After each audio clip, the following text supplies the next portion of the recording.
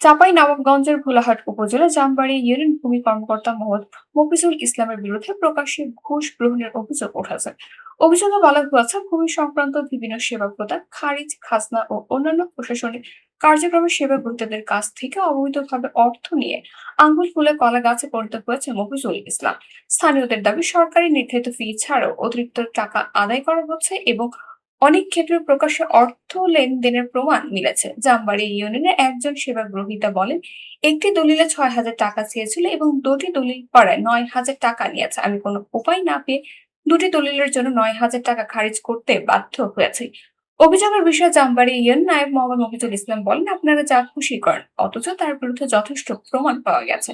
বিষয়টি তদন্ত করে প্রয়োজন ব্যবস্থা গ্রহণ করবেন বলে ভোলাহাট উপজেলা সরকারি কমিশনার মোহাম্মদ সানোয়ার মোর্শেদ জানান। আমরা করে বেড়াই, হ্যাঁ, কাগজপাতিগুলো ওকে থাকে, তা আমরা টাকা নিই ৬,০০০, আবার কেউ ৮,০০০, ১০,০০০ মুখ ধমুক উগায়, ওগুলো আমরাই করি। খারিজের খরচটা আসবে ৬,০০০, আর আপনার চেক কাটতে কয় টাকা লাগবে? ২০০ টাকা তো হতে পারে, আবার ২,০০০ লাগতে পারে, আবার ৫,০০০ লাগতে পারে। যাকে যেমন পাইবে। আমি দুটা করেছি, আমাকে ৯,০০০ দিয়েছে, দুটা দলিলে ৯,০০০ দিয়েছে, আমাকে দলিল হিসেবে নিয়েছে। মানে যেটা খাজনা, চেক, এগুলা কি অফিসে কোনো কাটা হয়? না, এখন তো সব অনলাইনে না, আপনারা অফিসের আসারও প্রয়োজন হয় না, আপন আপন কেটে নিচ্ছে আর কি। নিজের নিজের আইডি থেকে তো। আচ্ছা আচ্ছা, করে নিচ্ছি।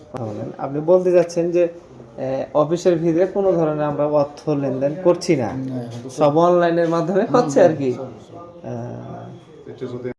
আমাদের ভূমি ব্যবস্থা বা যে অটোমেশন হয়েছে, সেই অটোমেশন প্রক্রিয়ায় খারিজ এবং খাজনা আদায়ের ক্ষেত্রে সরাসরি অর্থ লেনদেনের কোনো সুযোগ নেই।